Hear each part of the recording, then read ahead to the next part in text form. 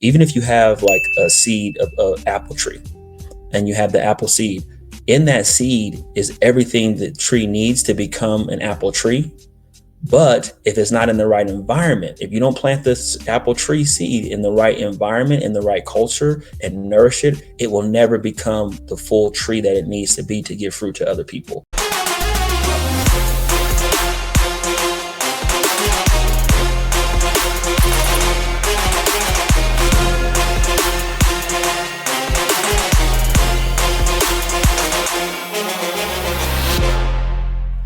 Welcome to another edition of the Journey to Freedom podcast. And I'm Dr. B, your host, and just excited every single time we get to do one of these. We are doing 100 Black Men here in 2024 and finding out what does it take to that journey to freedom, that success that leaves the clues that folks are doing, the things that they're doing in the community. Because the prayer that I say every morning is, dear Lord, give me the wisdom to do the things you put me on this earth to do in a way that pleases you and serves others. And when we have this ability to serve people, when you have this ability to do things for our fellow mankind, there's just something special that happens in our world. And so one of the things that why we're doing this is that I'm getting ready to do in the beginning of 2025, the last weekend in January.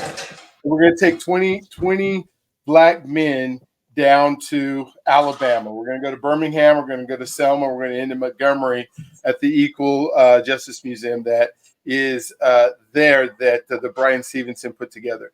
But the reason we're doing it is because we know that we're standing on the shoulders of giants. And I know that's a buzzword that's been talked about a lot. But not only are we standing there and doing those things for people there, is how do we move forward? How do we grow where we've come from, understand that that's the past, and then be able to move forward into the things that we want to do in order to have success for our families, have success for our communities, have our success for just the greater good of mankind. And so today I have Marcus Richardson on today. And I have the pleasure of working with Marcus a lot and just, seeing the things he does in community. He's in the financial services world that he's in, and being able to help people. Because one of the things, we talk about, trust and faith and health and identity and finances. And we'll get to probably all of those today. But, when you think about the financial picture, one of the things that happens with money isn't what makes us and who we are,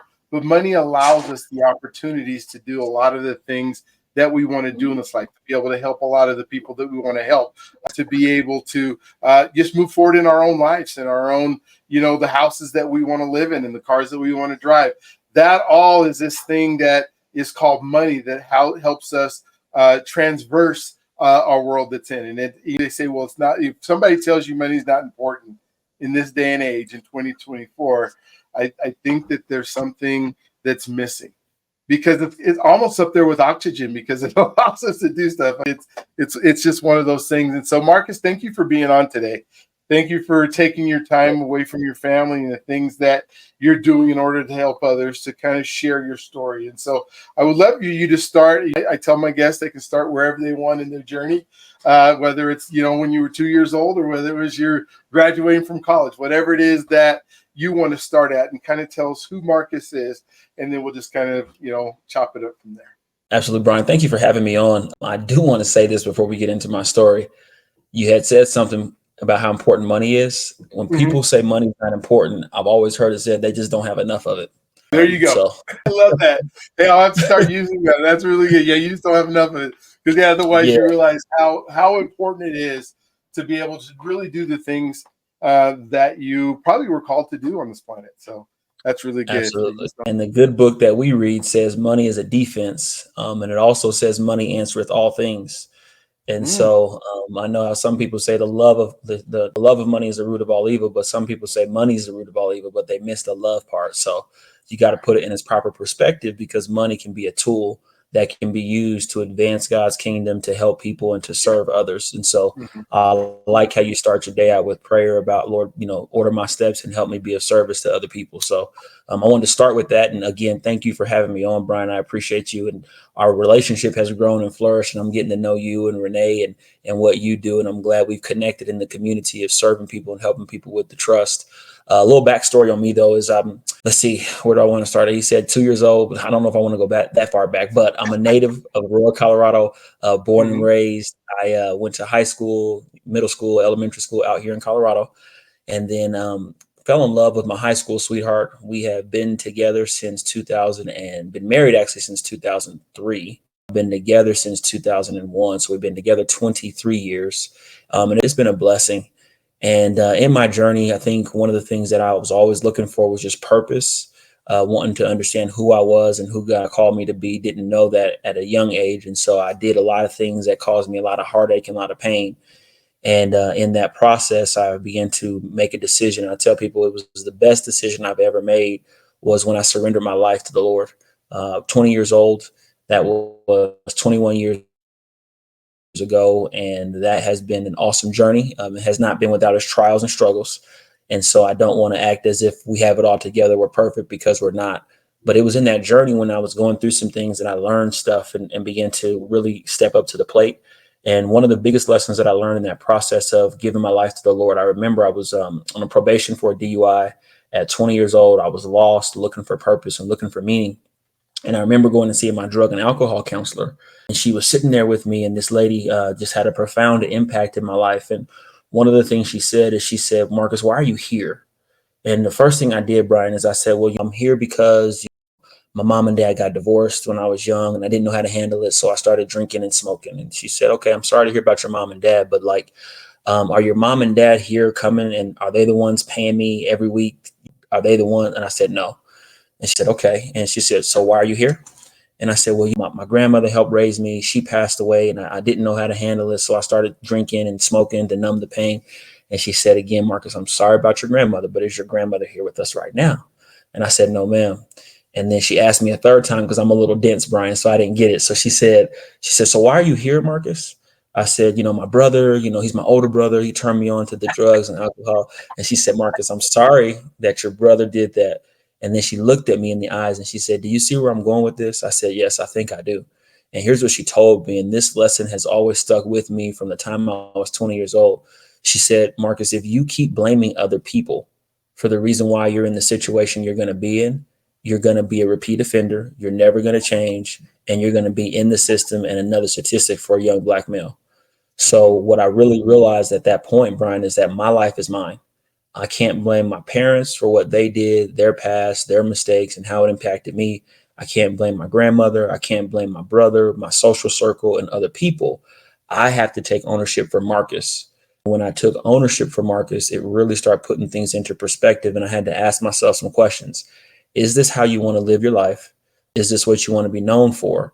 And I couldn't answer yes to any one of those questions. And then that conversation helped me. The DUI, I tell people all the time, it was a $10,000 expense, a little bit more than that actually, but it was the Wow. best $10,000 I ever invested, because I don't think without that I would have made the changes that I needed to come to the King and say, "Hey, I'm messed up. The last 20 years, God, I've made a total mess of my life. Here it is. You can have it." And so that's kind of what led me on my journey. We have two beautiful children, my wife and I. My son's name is Adriel. He is 16. He's a junior in high school. And my daughter, Maya, she is 15 and she is a sophomore in high school. Absolutely proud of them. Been serving the community and helping people. Been ordained through my dad's ministry at my father's house. Pastor Leslie Richardson was ordained and been helping and serving in that capacity as an ordained minister, and did that. Let's see, I gave my life in '01. That probably was 2002. So for the last 22 years, been ordained to serve people. And then into financial services after my mom died. So my mom passed away in 2010 on my daughter's first birthday. She was 50 Wow. years old. It caught us by surprise. We did not see it coming. She had a rare disease called sarcoidosis, and it was attacking her lungs, and she was on oxygen. And so that whole thing was just crazy. But at the beginning of that year, in my quiet time, Brian, I like to spend time with God and just try to get the mind of God for the day and for people and what He wants me to do. And what I kept hearing was, "Come and follow me, and I'll make you fishers of men." And I was like, "What does that even look like?" Right. So, Brian, I go to my Bible, I start researching, and 5 of the 12 left their profession. I was like, there's no way you're saying that, Lord. Because my wife was a stay-at-home mom. She was, taking care of the babies, and we were making about 75,000 a year. So we were comfortable, but there was more. God said, I have more in the tank for you. I want you to leave empty. I want you to give it all. And I felt like where I was at, I couldn't do that. And Mhm. so kept praying, and started fasting. And that's what I kept hearing in my quiet time. Come and follow me, and I'll make you fishers of men. And so finally, I took a leap of faith. And by the grace of God and my supportive wife, she said, hey, if you believe this is what God is saying to you, I'm going to trust you. So this was January when I was praying. My mom died in May. And then I finally got up the courage to tell my wife what I had been hearing, right? And I Mhm. left my job in about September of that year. And when I left, I said, my wife was like, well, what's plan A? What's plan B? I was like, I don't really have a plan. But if God is who he says he is, and everything I read in this book is true, he says he'll provide for us. And so I believe that God is going to provide for us. So that same year, though, without a plan of action, I'm a little more mature now, right? I know that you need to plan things and God will work and establish the plans, but we were on food stamps and state assistance, all because I said I wanted to live by faith and follow God, and I didn't really plan it out. But the grace of God led us to financial services. So got into life insurance because when my mom died, she didn't have any. Gotcha. And so I made it a personal mission of mine, Brian, to try to serve as many people as I can with financial services so they don't have those same conversations, those same experiences that I had. Hey, how are you going to pay for this? What are you going to do? Oh, here's my credit card, 22% interest. And so that's been the last 13 years of our journey, is trying to serve and help people not have those same experiences that we went through, and really turned it into a ministry, because ministry doesn't have to just be in the four walls of a church, right? The word ministry means to serve. And so we've made it a passion of ours, my wife and I, to serve others in the best way that we know how, with everything that God's given us. So that's a little bit about my story. I kind of went long there, but that's a little bit about Marcus and kind of how I got into financial services and what we've been doing. And my passion is to serve and to help people in any way possible with all the gifts that God has given us. And to when it's all said and done, he calls my number. I want to leave empty, and I want to hear, well done, good and faithful servant. So Oh my that's my gosh. goal. I love it. You think of the pivotal moments that we have in our life and the things that we have. And like you said, $10,000 seems like a tremendous amount of money, for somebody who's making, $75,000 a year at the time or whatever it was, to be able to pay for the DUI and pay for the things. But with the blessing that comes from it just seems to be so great. So I wanted to, maybe jump into identity a little bit, and how you became, Marcus Richardson, because a lot of the folks that I talk to sometimes, there's, their identity is that of maybe what their parents was, or the people that they hang around, or their community shapes that identity. How would you believe most of your identity is shaped to help you become the person that you are now and able to do some of the things that you're able to do now? What are some of those, whether they were coaches or Great people? question. Yeah. For sure. Great question, Brian.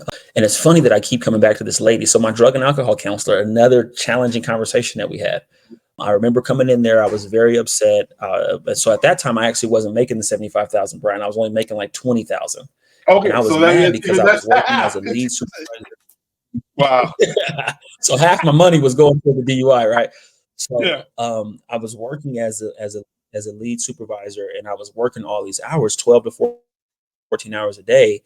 And I started doing the math, and I divided how much I was working and how much the salary was. And I think at the time it was about like 24,000.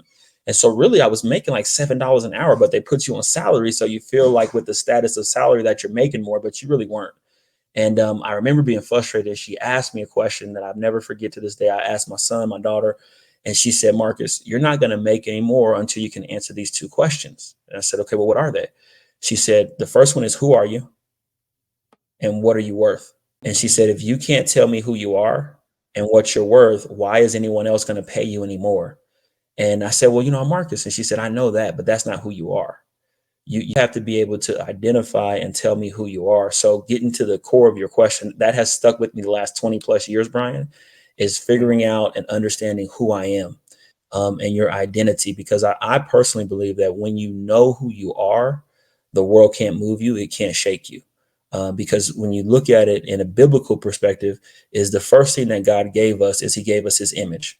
The image is something that doesn't change, even though it's been corrupted. And so when you look at image, it also has to do with character.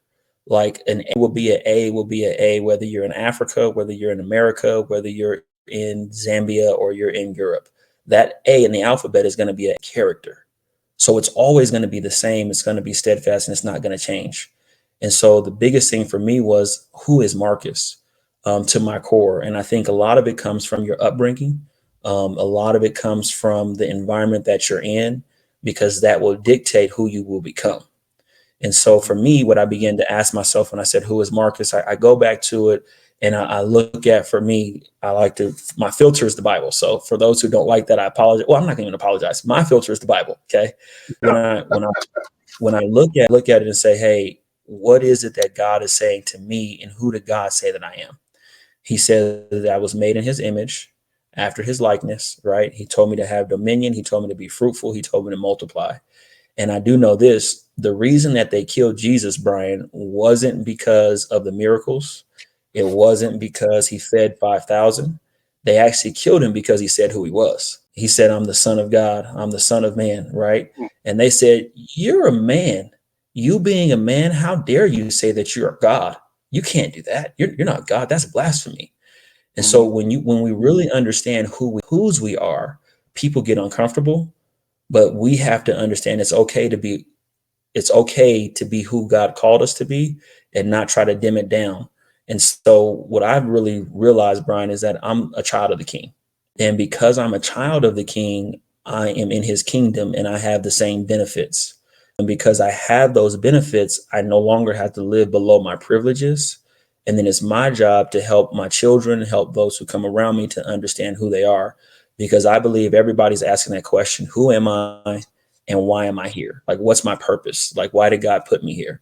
And so those are some questions that I've asked myself and wrestled with for the last 20 plus years. And what I have boiled it down to is that I am a child of the King. I am made in his image. And because I am made in his image, there's nothing that I cannot do and nothing that I cannot have.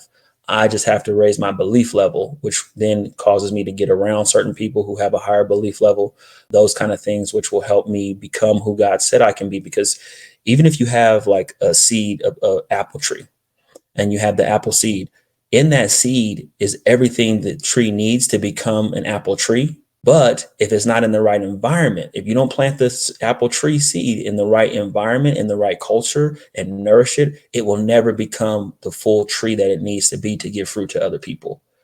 So even though in my seed is the DNA of the King, until my seed gets in the right soil, gets in the right environment, gets in fertile soil and gets water on it, it's never going to grow into the fullness of the tree that it needs to be to give fruit to the world. And ultimately, that's what God's looking for. That's what he told him in the beginning, be fruitful and multiply. So at this stage of my life, I am working on getting the tree in the right seed so it can continue to do what God said it needs to do, which is to be fruitful and multiply. And if you look at John 15, that's what God is looking for. He's looking for fruit on the tree, that it can bear more fruit. He can purge it. And if it doesn't bear forth fruit, he gets rid of it. Some people don't like to tell me that part of the story, but that's really what God is looking for. Is he's looking for fruit on my life, on Brian's life, on those that we come in contact with. So I kind of gave you a long answer for who I am, but I'm a child of the King. It took me a lot of bumps and bruises to figure that out. I am not perfect by any stretch of the imagination, but because of who he is, I find my identity in him. So every time I open up the book and I read it, I'm supposed to look like he looks. So I see myself in him. I love it.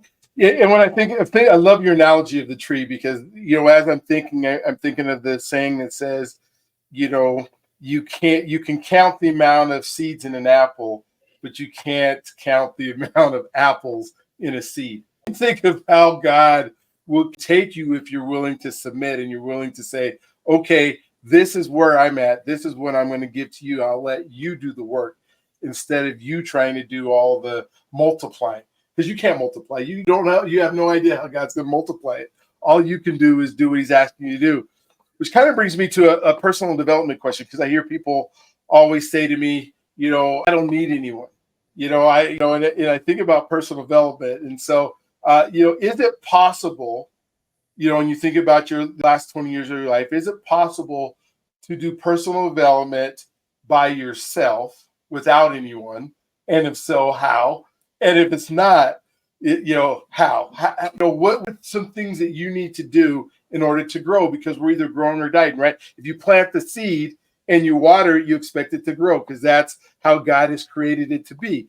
But if if you're not growing, you're dying, right? And if all you're doing is living somebody else's life, and I think of, sometimes people live their lives through, let's say, athletics, because that's something that men look at all the time. And I got somebody else's, jersey and their name on my back, and I'm living their greatness, or living through their greatness instead of, creating some of the greatnesses God put in me.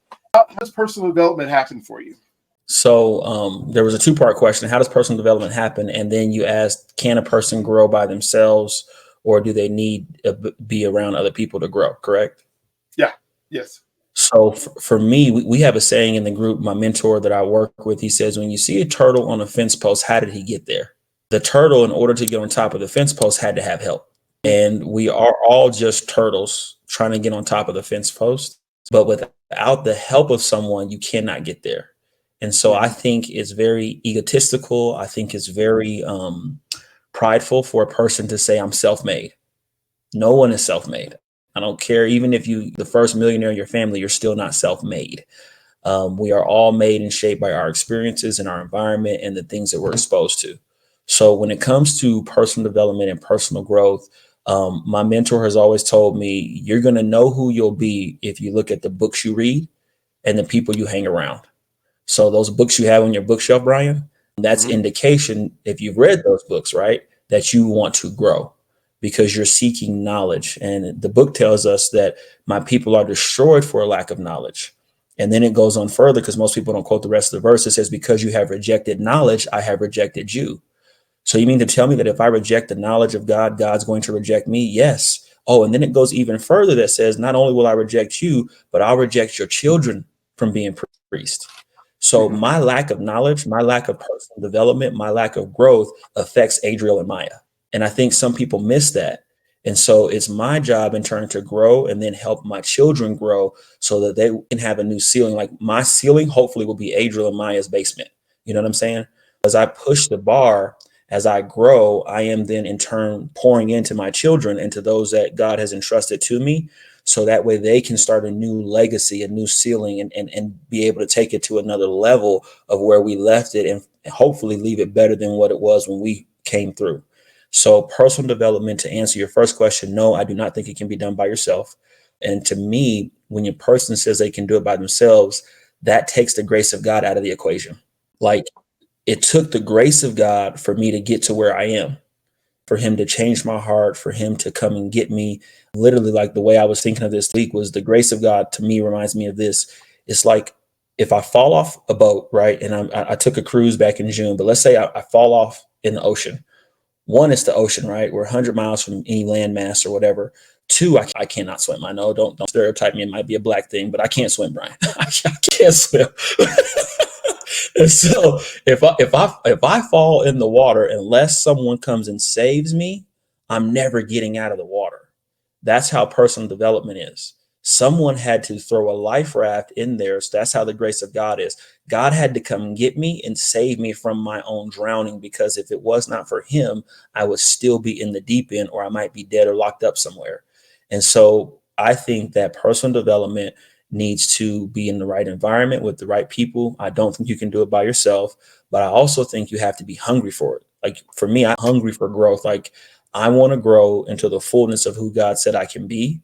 But I also know in order to do that, I have to seek knowledge, and not just knowledge for knowledge's sake, but knowledge for application. So when I get the knowledge, how do I apply it? When God shows me something that he's showing me about myself, about others, and how to help people, how do I take that information and then apply it and then grow from it? Because that's, to me, where personal growth. So personal meaning intimate, and then growth. And then some of the steps that I've tried to do is we're all creatures of habit. I don't believe that you can get rid of a habit. I believe you can just replace it with another stronger habit. So when I was first giving my life to the Lord, I remember I used to smoke like a chimney, and the Holy Ghost was getting after me. And he's like, this is not something that's pleasing to me. And so what I did is he said, you need to replace this habit with another habit. So typically I would play the PlayStation, play the games or whatever, and I would smoke marijuana and get high. And so he said, instead of doing that, why don't you, instead of playing the PlayStation, why don't you spend time reading? And so when I gave my life to the Lord, I then became an avid reader. And so I replaced my habit of playing games and smoking with getting knowledge and information. And then as I replaced that habit, the desire for wanting to smoke began to change because I was now creating a new habit pattern in my life. So if you're really serious about personal growth, what are your habits? And he who has the least bad habits wins. So we all have them, good or bad. So why don't you create a lifestyle that's patterned after the habits that you want so you can get the desired result or outcome that you're looking for? So that's what I've tried to do.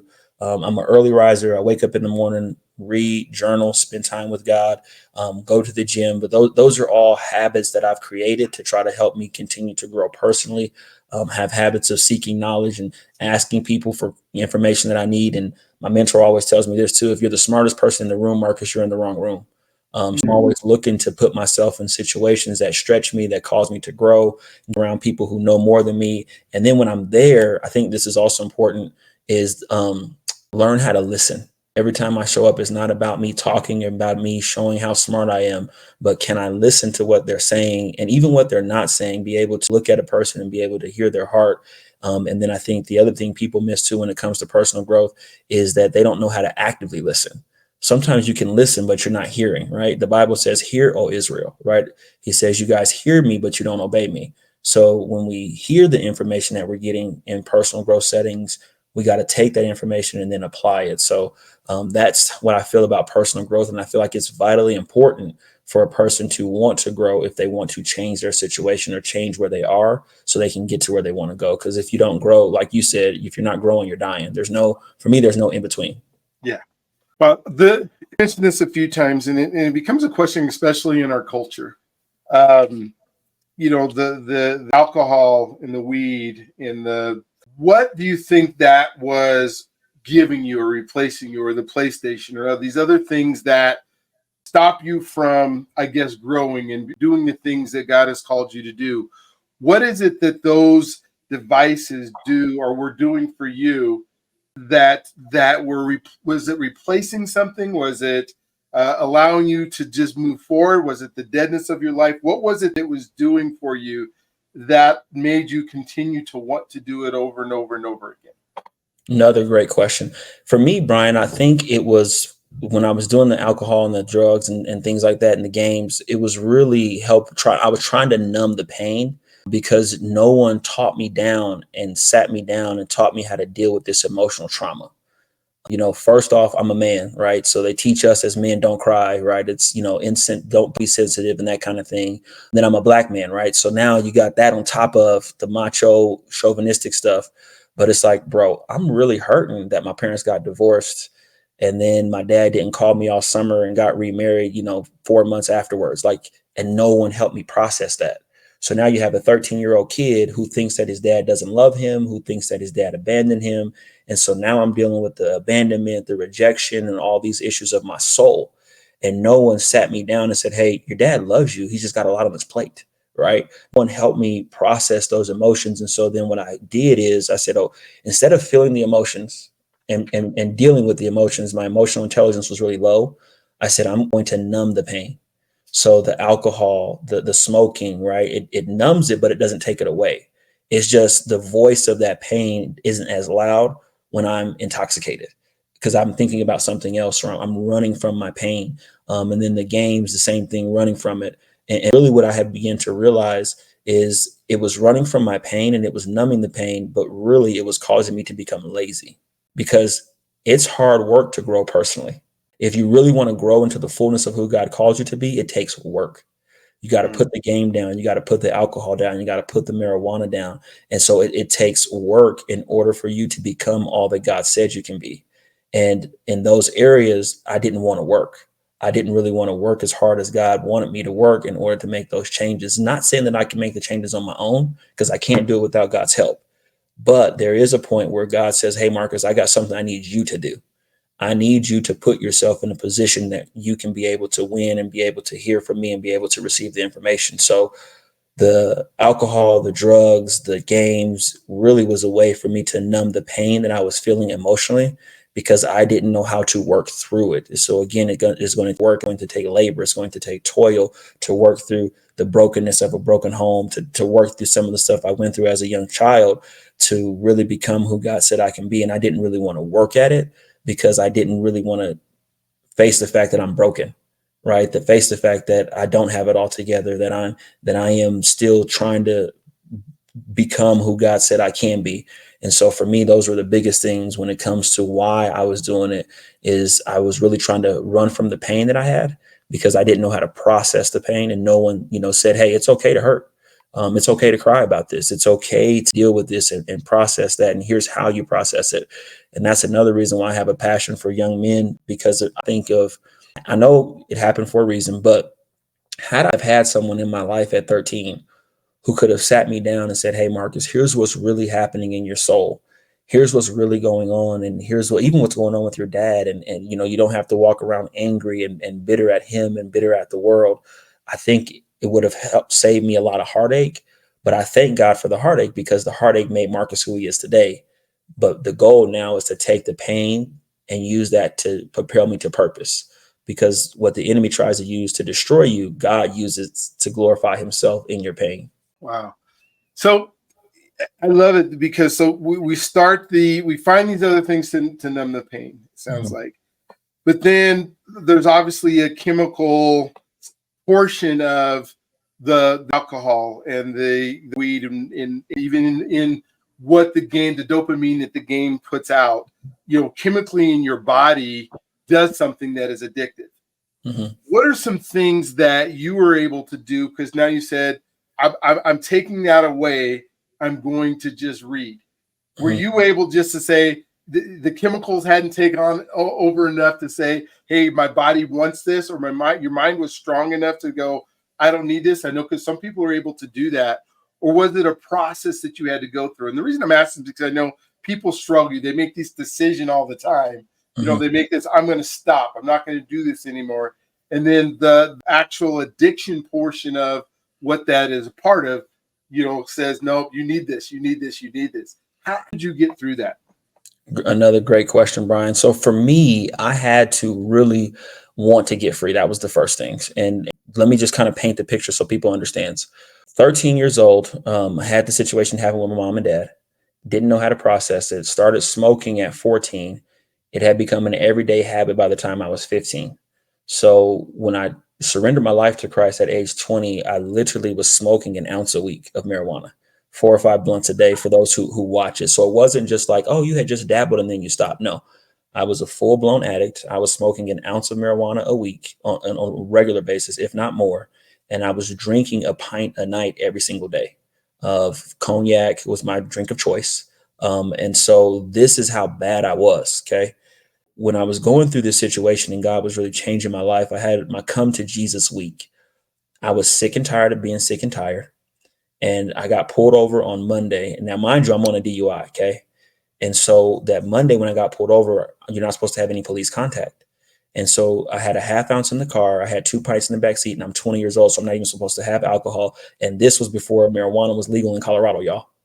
So I'm like, y'all, I have my boys in the car. I'm driving a 1978 Monte Carlo. I said, y'all, I am going to jail. I have violated my probation. Here's my dad's number. Here's my mom's number. I'm out of here for at least 6 months to a year. That was Monday. The officer said, give me your license, registration, insurance, and I'll be back. My license sticker was bad. I stole someone's sticker on their car. My insurance was fake, and my license was suspended because of the DUI. Okay, Brian, this is Monday. I'm not supposed to be driving. So the officer comes back and says, you know what? I'm going to give you a warning. I said, are you serious? Yeah, I'm going somewhere with this. I promise. I'm answering your question. But I feel like there's someone who's going to watch this that needs to hear this. So this is Monday. And he said, can anybody drive? We said, no, we were going on 2 blocks away from where we had to be. So he said, just leave the car here and I'm going to give you a warning. Now, mind you, I'm a 20-year-old African-American, 1978 Monte Carlo. If he checks the car, I'm guilty as all get out. I have all kinds of stuff on me. He doesn't check the car. He tells me to leave it there. And then he lets me walk to my destination. That's Monday. Wednesday, I go and see that same drug and alcohol counselor that I've been telling you about that was challenging me. Week previous, I was taking these pills to lower my THC levels because I didn't want to stop smoking because the addiction just had me so strong, Brian. It was in my mind, in my psyche, in my soul. It had me so strong. And so she said, well, Marcus, you know that your urinalysis test the week prior came back unclean or dirty. I said, yes, ma'am. Should I cancel my lease and get ready to do the time? And she looked at me and she said, nope. I said, why? She said, because when I look at you, Marcus, I can see you have good in you. You're just making bad decisions. So I'm going to give you one more chance. Now, she said, your probation officer wants to lock you up, but I meet with you once a week and I know the kind of man you can become. So I'm going to give you one more chance. Now, this is Wednesday of the same week, Brian. Okay. Now, Thursday, I go into my job where I was telling you I was frustrated. I wasn't making enough money. I'm the lead manager. I had to go drop my UA, which is a urinalysis test. For those who are watching might not know that. So when you're on probation, you got to give them your pee and stuff like that once a week when they call your color. So I had to go in on that Thursday. When I go in on that Thursday, could not use the bathroom to save my life. I know now it was God working, but at the time I could not use the bathroom. The lady that I was working for, she had me on a write-up that said, hey, if you're late to your interviews, I'm going to fire you. Now, mind you, I had never been late before, so she was just trying to figure out how to get rid of me, okay? I'm at the place, dropping my UA, and I said, hey, man, will you at least call my boss so she doesn't think I'm out doing something I'm not supposed to do? She calls my boss talks to me, talks to the lady. She says, Marcus, don't worry about it. You don't have any interviews. Just get here before your shift. So I got there 30 minutes before the shift, Brian. She lets me work up until break and then fires me. Now I'm really freaking out. So I have to do more classes because I violated my probation. I don't know how I'm living by myself. I don't know how I'm gonna pay my rent because I have no job. So that night I went out and got stupid drunk, like 2 pints. I don't even remember how I got home. I woke up in my bed the next morning. I don't remember anything that night. That's how I blacked out. But I ended up home, which is very dangerous drinking. But by the grace of God, he kept me. I wake up that next morning on Friday, Brian, heads pounding, and I said, man, if I don't change, I'm gonna be dead or locked up. And I don't want either one of those choices. So I went to church and I'll never forget it. It was May 18, 2003. Now, mind you, me and my dad were not talking. My dad's a pastor, love him to life, he's my best friend. But at the time we were just so broken. Our relationship was so shattered. And so I went to church and I said, hey, something has to give. Because if I keep this, I'm going to be dead or locked up. So the message that Sunday, I don't know if you guys have ever been in a situation where God is speaking to you directly. So I'm at church that Sunday, Brian, and the message was, you can't keep taking God's grace for your reason to be disobedient. And with what I saw the week prior, I should have been locked up on Wednesday. And I don't remember how I got home Thursday night. I said, clearly I can see the grace of God in my life, right? Mm-hmm. So the Spirit of God is convicting me. I can't stop crying. I'm not a big crier. I'm like profusely crying. And I'm like, okay, God is asking me to surrender. So that was the first thing I had to do, Brian, when you were asking, like, what was it that made me change? Mm-hmm. I had to get to a place where I was sick and tired of being sick and tired. I know there's some people who are going to watch this. I don't know at what point you're going to watch this, but you've been going through life trying to do it on your own, and you can't do it on your own. You got to get to the place where you want to change, because the Bible says that God would deliver you from your enemies, but it doesn't say that God would deliver you from your friends. So as long as the addiction was still my friend, Brian, as long as it was something I still enjoyed, I couldn't get free from it. So I remember going to the altar and I said, Lord, I'm going to give my life to you. Now, mind you, I still had ounces at the house. I still had 2 pints in the freezer, right? And so I'm making this decision, but I'm wrestling with everything that I got to go back to, that environment that I was talking to you about, because the environment was very toxic. And so my ritual, my grandmother who helped raise me, I was telling you about earlier in the story, she actually passed away on May 18th of 1998. And so I go to her grave as a way to pay my respects to her. So I just listened to the Sunday message, May 18th, 03. I go to the grave May 18th and I'm paying my respects. And right before I started getting into a lot of trouble with drugs and alcohol, I remember my grandmother, we were in the car riding. I was high as a kite. She was bringing me home from somewhere. She looks over at me, Brian, and she says, Marcus, you're a very intelligent young man, but if you keep doing this, you're going to be a know-nothing Negro like the rest of us. And she said, I don't want that for you. Wow. So the Sunday message is playing in my head. The conversation with my grandmother is playing in my head, and I'm at the grave. And I'll never forget this, Brian. I made a vow to the Lord. I said, God, if you deliver me from this alcohol and this marijuana, I'll serve you for the rest of my life. And I woke up the next morning and I did not have a craving for the marijuana. Now, mind you, I had been smoking for years, okay? And there was no craving. And I said, this is weird. So I'm a creature of habit. I smoked anyway, Brian, force of habit. I smoked a whole blunt and I did not get high. And it was the same stuff I smoked the night before and got high. And I'm sitting there, Brian, And I said, what's up with this? And the moment I said that, the Spirit of God spoke to me. He said, I've done my part, Marcus. Now I'm waiting on you. So I threw the marijuana out, poured my pint down the drain, and have been living for Jesus ever since. And it's the best decision I ever made. It has not been without its struggles. It has not been without its challenges. But for me, when you said, how was it? It was that I had to come running to someone who was stronger than what I was dealing with. And Jesus is stronger than any addiction. He's stronger than any habit, any hang up, any sin, anything that you're wrestling with. Jesus is the answer. And so when I came to him in total surrender, there's nothing that God cannot deliver you from. It says, when we call on the name of Jesus, we shall be delivered. Whoever's watching this, I don't know who this is for, but you need to call on the name of Jesus. You need to call on his name for your deliverance, for your breakthrough in your addictions, in your marriages, in your strongholds, in your business, whatever it is. There's nothing that God cannot bring you through. And that was, to me, I'm giving you the long answer, but I feel like someone who's watching this or going to watch this needs to hear this. That's how I was delivered, is I wanted to be delivered. And then I called on his name and he took care of it. And then he said, here's what you need to do. So now that he did his part, I had to start reading and creating new habits. I had to start getting into new environments.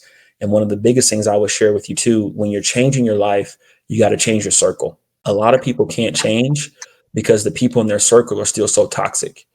So one of the things the Lord put in my heart when I first got saved is he said, Marcus, you got to start telling people about what you did. You got to start telling people about me. And so I had a bunch of friends, and actually I was the dope man. So I sold it and all that kind of stuff. Right. So people would call me, Brian. They're saying, hey, Marcus, let's roll up. Let's get high. And I'm like, bro, I don't do that anymore. They're like, what, Marcus, quit playing. Come on, let me come buy a sack. I'm like, I don't do anymore. And they said, what are you talking about? I said, well, I actually gave my life to Jesus. If you want to come over and play the game, we can play the game. Or if you want to come over and we can go play ball or something like that, we can do that. But I don't smoke anymore. And so what happened is I began to tell people that, and I began to find out who my real friends were. Yeah. And it was very few. When I wasn't supporting their addiction and I wasn't supporting their habit, they stopped calling, they stopped coming around. But then it helped me get into a place of intimacy with God.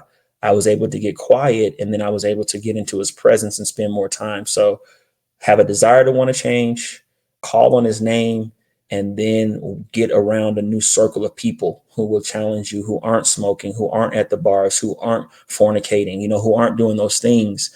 And I think when you do that and you begin to seek God and get in your word, he'll help take those iniquities and those desires and those habits, those cravings away. But you have to want to be free. Wow, that's so powerful. And I know there's going to be somebody in here that this is going to change your life. And I want you to, if you have to rewind it a few times, you have to listen to it a few times, you have to share it with somebody. Make sure that you're doing that. In addition to that, or as part of that is as Black men, we kind of struggle a lot of times with trust. Mm-hmm. And, who to trust, who not to trust. And you're living this life and you're doing these things, and you got to figure out who you can trust. Now you give your life to the Lord. And now you're going, okay, who do I trust? Are you the type of person who says you have to earn my trust and then I will give you a little bit of me? Or are you the type of person who says until you mess up, I'll trust you until you mess up and then I'll pull that away? Or is there some kind of mixture of that? How do you develop your trust circle? Because you said I had to change my circle, right? Mm-hmm. So as you're changing your circle, you now all of a sudden have to trust a different group of people. And then, like you said, you're finding out who you don't trust because why they were there. How have you been able to develop trust? Great question. So trust for me, I'm the of your question. Okay. I trust you until you give me a reason not to trust you, or unless the Holy Spirit puts that prompting in my heart, like, this is not a good person, right? Because we got that too. We got discernment. Yeah. But for the most part, for me, I trust you until you do something to let me not trust you. And that has been hard for me because, like, again, I was telling you a little bit about the situation with my dad, but he's the person I trusted and loved the most. And I was hurt so much by him and some of his actions, not intentionally. He wasn't intentionally trying to hurt me because we've had conversations and we've discussed it. But because the person that is supposed to be my caretaker, my provider, my mom and my dad, right, that divorce really traumatized me, and I didn't know who to trust. And so for so long, I was in a position where, hey, I don't really trust you because the people that I was supposed to be able to trust with my heart, that was supposed to care for me, I couldn't trust. And so I grew up in such a way where I didn't really trust people. But when I gave my life to the Lord, he had really dealt with me on that area. And he said, for me, it was a lot of unforgiveness. And he said, you have to forgive your dad, because if you don't forgive your dad, one, I won't forgive you. That's biblical. If you want to be forgiven, you must forgive. But then two, he said, hey, look, the way you see your dad, your natural father, will affect the way you see me. And I'm not going to let you down. Like the Bible, one of the definitions for believe is trust, right? And it means to foster or to support. So if I can't trust the one that I can see, how can I trust him whom I cannot see? And so I had to really deal with the unforgiveness in my heart, Brian. And when I dealt with that unforgiveness, it helped me to trust other people, because I have not always been perfect and I've needed God's mercy, right? I've needed God's kindness as well. And so I try to extend that to other people. And then I forgive people because I want to be forgiven. And it allows me to be able to trust people. But ultimately, what I trust, my trust is God. I trust that he's the author and finisher of my faith. I trust that he has good plans for me. I trust that he's going to cause everything to work together for my good. So even the bad of the divorce, the bad of the drugs, the bad of the alcohol, the bad of business letdowns, and the bad of business failures, I trust the king, and he knows what's best for me, and he's still teaching me. So ultimately, because I trust him, I trust the people he brings into my life and the people he takes out of my life, because I trust that he's going to make the best decision. And one of my favorite scriptures, it says, trust in the Lord with all your heart. Lean not unto your own understanding, but in all your ways acknowledge him, and he shall direct your path. So God's not going to direct my path if I don't trust him. I want him to direct my path, but my part, the then principle, if you trust me, right, and you acknowledge me in all of your ways, then I'll direct your path. So that's what I've come to understand with trust, is that I give it until you give me a reason not to, but I'm quick to trust somebody. Now, respect is different, but we're not talking about that. Respect is earned, trust is given until you give me a reason not to.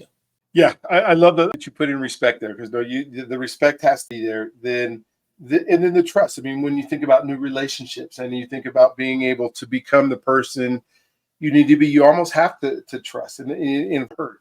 And we've had those, places where we blocked her, which then stops us freeing from being able to receive who God is putting in our lives, who God is then bringing around us, that is allowing us. The circles that you had back then, you said you changed. What type of circles? Like if I'm trying to find a group of people that I need to be around, how do you find that? How do you look for it? Do you pray and say, God, send people in my life? And then is there a discernment as people show up in your life? What are some of the things, or are there some intentional things that you do to make sure you're in that right room? Like you said, you're not supposed to, you don't want to be the smartest person in the room, because then you're in the wrong room. But I got to get to the room that I need to be in. What are some things that you may do that help you get there? Yeah, so good question. I'm seeking wisdom. Again, I don't know if you guys can't tell, but my favorite one of my passages is Proverbs. I read a proverb a day for the day that it is. And in Proverbs it says, wisdom is the principal thing, therefore get wisdom, but with all you're getting, get an understanding. It also says, when you find wisdom, to sell everything you have to get it. And so I'm looking for wisdom. Okay. I'm looking for truth. I'm looking for people who are in life where I want to be. So the people that I seek out, right? I'm seeking out people who have been married 30 plus years, right? Mhm. Because that's what I want to be. I want to be married to my wife for as long as the Lord will allow.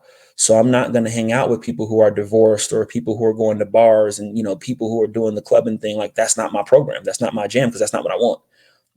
I don't want my kids to have to go through what I went through. Right. So I'm looking and saying, okay, where's the wisdom in marriage? Right. Who has the wisdom? Who can coach me in that area? Where's the wisdom of people who can coach me and teach me how to be an effective husband, effective minister, right, of the gospel? And then how do I get there? And then here's the other thing that I think some people miss. When I find that, Brian, I'm willing to pay any price for it. Finding wisdom is not always convenient. That's what some people miss. Like, you may have to fly on a plane. You may have to invest some money in a hotel, and get around the people to get into the right rooms. And like I said, my book says, when you find it, pay everything you have to get it. So I'm willing to give up sleep. I'm willing to give up money. I'm willing to give up convenience so that I can get the wisdom on how to be an effective entrepreneur, so that I can get the wisdom. So again, and I'm trying to not ramble, because I know we got a certain amount of time, but I'm looking for the people who are in life where I want to be. I'm reading the books who will help me get to where I want to be, because that's another way to find mentors is through books, right? Like I can read your book, Brian, and get your mentoring on anxiety and how to overcome it, right? I can read business books. I can read different things, and those are things that help me get in that right room. But then I'm not afraid to pay money, get around people to grow and to be in the right environment to fertilize the seed. And I think that's what a lot of people miss, is that they think they're just going to stay at home and listen to a podcast or be on YouTube. And nah, you can get it. Don't get me wrong. You can get some wisdom from there, but a lot of what happens is caught, not taught. You have to catch the spirit of a person in order to become like that person. And if you're going to do that, you got to get around them. You can't catch my spirit if you don't spend time with me, right? I can't catch God's spirit, right? The spirit of Christ. I can't get that if I don't spend time with him and in his presence. So if I'm going to get the wisdom, I got to be willing to spend the time, which is the most valuable commodity that we have, because I can't get it back and I only have so much of it, in the right places. So when you find a person who is where you want to be in life, and that's based on your priorities and your values. Everybody has a different value system. But my value system, you heard me say this, is I want to hear well done when I take my last breath. And I think he's entrusted me with the family, right? With my wife and the kids. I want to hear well done. So I got to find people who are doing good. I think he's entrusted me with the business. I want to be a faithful steward over the business that he's given me, my finances, and even the gifts God has given me, right? The gift of speaking and helping and encouraging people. Those are all things that he's given to me, but I got to get wisdom and get around people who are doing good in those areas. And I'm willing to pay for it. I'm willing to be inconvenienced to get it. I love that. And what I'm there, and you can correct me if I'm wrong, is it may cost Mhm. a little bit of your money to be able to get in the right rooms that you need to be in and to the right people, the right thing, but it's worth every penny of it. And I'm even thinking like do you have like a budget for development? I absolutely do. I think that's, a portion of my income. First portion goes to tithing, first portion goes to God. But Mhm. then, up in the top of where I spend my money, I will spend money way more on personal development than I ever will on entertainment. Yep.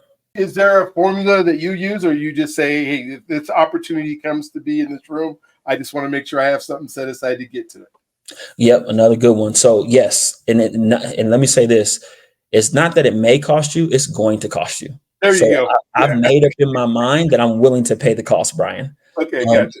and there was a great book that I read by Brian Tracy, and it just talks about personal development. And he was challenging a guy, and the guy at the beginning of the year, he was making less than six figures, but he said, "Hey, if you can take 10% of your income and you can set that aside of your gross income and set that aside to personal development, your income will increase every year."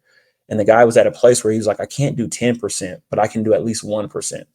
And so he did 1% of his earnings. And I think that year he was making like 60,000, right? So it was like $600, 1%, not a whole lot. But he did that on personal development. And then the next year, his income went to 100,000. Okay. And then he did another 2 or 3%. And he said, okay. And then his income went to like 150,000. And so he was in the book that I was reading, he was increasing it every year, and he continued to invest in personal development. And so what I did, remember, when you get knowledge, you got to apply it. So I said, you know what? I'm going to do that same thing. I'm going to commit at least 1% of my income to going to meetings, to getting around people, to investing in the books, and flying on trips, and really getting to the people that I want to be like. And so I did the same thing, and the same thing happened. My income went from 100,000 to 150, from 150 to 175 to 175 to 2 to 2 to 3 to 4, and it's been going up ever since. And so I thank God. I'm not trying to boast or brag, but it's a principle. It's a biblical principle, and we just found the principle, and then we work it, and we let God do His part. But yes, I take one. If you're watching this for the first time, start at 1%. So if you make 40,000 a year, say I'm going to take $400 and I'm going to get the books. I'm going to go to a meeting. There's different seminars you can go to, and I'm going to get better, and then see what happens the next year. If you go to 80, if you still want to do 1%, take $800. But you should have a percentage of your income allocated to your personal development, and don't let anything or anyone shake you from it. Love it, love it. About at our time, is there anything that you want to make sure that this is such a good hour of time? And I hope if you got to this point and you're still watching, you have gotten some gems that I hope you can take. I hope you've taken some notes. And if you haven't, go back and take some notes and watch it again. Is there anything that left that you want to make sure that we share before we end our time together? I do. I want to say, for those who are watching, if you're still here, understand your value system, who you are, what you're worth, but also don't let the world create a value system for you. Another way of saying that is priorities, like what's important to you. And one of the things that I learned, there's a book called The Values Factor. It's a really great book. I've read it. Well, actually, I listened to the audio on that one. I didn't read that one, but I listened to the audio. And one of the things that really stood out to me in that book was it said that if you ever find yourself saying things like, I should do this or I have to do this, you're living someone else's values. So when I find myself saying, I have to do this or I have to become a millionaire, or I should, that means that that's not a value of yours. That's someone else's values. So what I really would encourage you to do is just sit down with yourself and ask those questions. Take some quiet time and say, what's important to Marcus? Like what matters to me? Like what is at the end of this? I believe in eternity. I believe there's life after death, right? But what I do in this life affects eternity. And so if that is the case, what do I have to do in this life to be the most productive and valuable person that I can be, that God has created me to be? And that was really one of the things that has helped me over the last several years, is not trying to live other people's values. I know we got a lot of social media, Instagram, Facebook, and, Twitter and all this stuff. And if you're on there, you're younger watching this or even older watching this, you start getting and picking up values of other people. Right. But to me, the most valuable thing, the master said it in Matthew 6:33. He said, seek first the kingdom of God and his righteousness, and all these things will be added to you. So that's my number one value, is to seek first his kingdom and his righteousness. Right. And what does that look like? So if you're watching this, and I know we're coming to a close, but that would be my guess taking argument, is writing down or getting clear on what you value, what's important to you. And when I was going through this exercise, Brian, I said, I want to value what he values. I don't want what Marcus values or what the world values. I want to value what God values. God values people. He values love. Like he valued people so much that he spent 3.5 years pouring his life into them. And one of them was the devil. And so if God values people, I value people. If God values service, I value service. And so for me, that was how I've tried to live my life. And it's caused me to restructure things. It's caused me to challenge and give up certain things. But that would be, if you're taking anything away, sit down with yourself, write down your values. What is it that you value? What is it that's important to you? And what are you trying to do? And what legacy do you want to leave? And what impact do you want to leave? And then how do I do that? What is the value? And then how do I make that value become a reality? And don't let, the Instagrams and the social media and the fact that someone has the newest car, the newest house, don't get me wrong, we need those things, but I'm not saying that shouldn't be your number one priority if that's not a value of yours. But if it is a value of yours, don't feel bad about it either. Like I don't shame people who want the new house, the new car and all that, because that's a value to them. That's just not where I'm at. But if that's where they are, that's fine. Wow. Man, that's good, because I'm thinking, and earlier I talked about putting that person's name on your back, and then living through their greatness. Your greatness is their greatness that they've created, and you're sharing in it from afar because they probably don't know you exist. But when you think of the value, are you also sharing their values? Or do you even know what their values are, or the things that, because their disciplines, you think of like, okay, is this a good value to share? But in order to get where they were, they probably had disciplines different than you have. So if you're going to greatness, you need to probably try to share well, or maybe not, or maybe their values are really bad, and then you go, wait a minute, am I sharing their greatness on the court and not in their lives? And now what has God given me? And I Right. love the fact that you're saying, let's sit down, let's go through stuff. So what I love to do is invite you back at some point, because I don't think we're done with our conversation. In fact, I know we're not done with our conversation. And so, we will figure a way to come back and just explore this some more.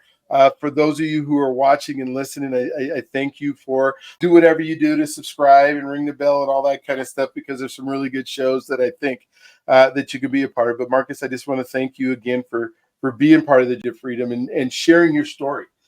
Sometimes it's hard for Black men to be vulnerable about the things that happen in their lives, and they don't want to tell their story because there's shame, or there's the that is not going to help somebody. But I promise you that the things that you shared today are going to help some folks. And so we're going to come back, because we didn't even jump into finances yet. And I know I want to jump into finances. And maybe we'll just do a whole show on finances and talking about, how do people grow in that area of it. And so again, thank you for being part of the Journey of Freedom.